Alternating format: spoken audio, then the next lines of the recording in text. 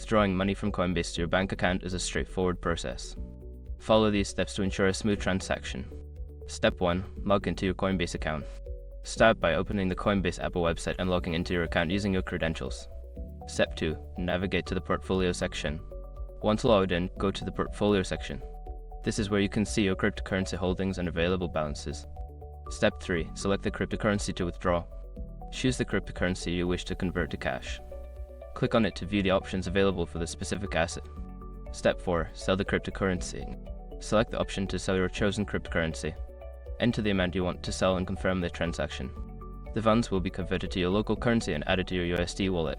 Step 5. Withdraw to your bank account. Before filing a refund or dispute, use the s.com link in the description to open the refund dispute deadline calculator and confirm your deadline. Once you have completed these steps, your money should be on its way to your bank account. Always check your transaction history for confirmation and ensure you have the correct bank details linked to your Coinbase account.